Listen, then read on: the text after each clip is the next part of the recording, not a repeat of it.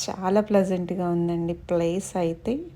కొంచెం మంచిగా మనకి వాకింగ్ కూడా అవుతుంది. అలా నడుచుకుంటూ వెళ్తే బోటింగ్ పాయింట్ మనకొస్తుందనమాట.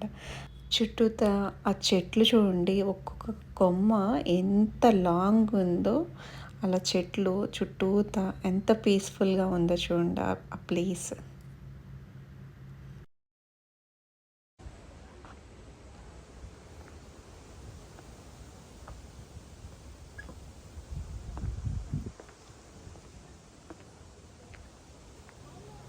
అక్కడ మధ్యలోంచి సన్‌లైట్ పడుతుంది చూడండి. ఎంత అందంగా కనిపిస్తుందో.